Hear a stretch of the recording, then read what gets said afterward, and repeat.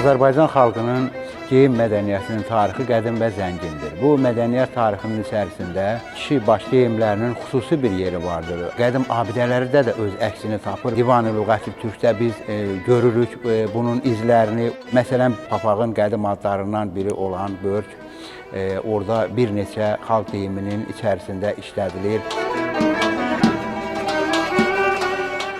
Bizim Kitabi-Dədə Qorqud dastanlarında da həm börk, həm külah izlərini qorumaqdadır. Buradan biz görürük ki, həm baş geyimləri çeşidlənmişdir, həm tikmə, həm toxuma şəklində mövcud olmuşdur. Dəridən hazırlanan baş geyimləri bizim mədəniyyət tariximizdə xüsusi yer tutmaqdadır. Nizami Gəncəvinin biz əsərində oxuyuruq ki, məsələn, kamil bir palançı olsa da insan yaxşıdır yarımçıq papaqçılıqdan. Papaqçılıq sənəti daha yüksək bir sənətdir. O mənada onları müqayisə edərək göstərir. Börk, külah xüsusilə yassı formada, şiş formada papaqlarımız mövcud olubdur. Müxtəlif dərilərdən hazırlanıbdır. Daha çox, məsələn, quzu dərisindən, buxara papağı deyilən papaq növümüz də var ki, onun dərisi vaxtı ilə həmin ipək yolu ilə buxaradan gəlibdir. Kübar insanlarımız, bəylərimiz daha çox bu cür papaqlara üstünlük veriblər.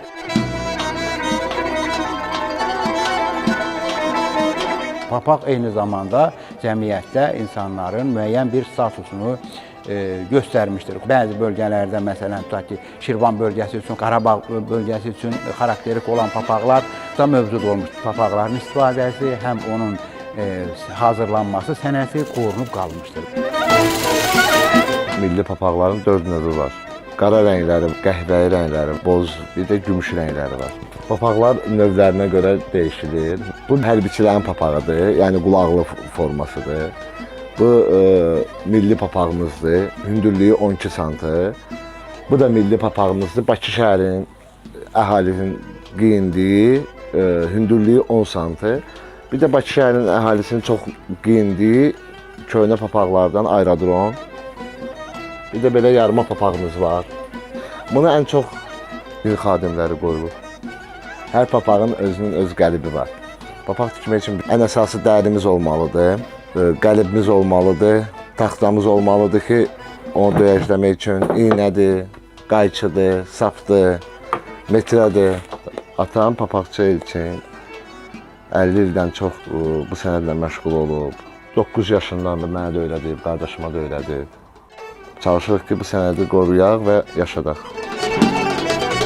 Papağın fiziki funksiyasından başqa onun bir mənəvi funksiyası da var. Papaq bir namus, qeyrət rəmzi kimi də başa düşülübdür. Azərbaycanda az da olsa demək papaqçılar mövcuddur. Papaq yenə də tikilir, hazırlanır, istifadə olunur və bu Azərbaycandakı papaqçılıq ənənəsini qoruyur.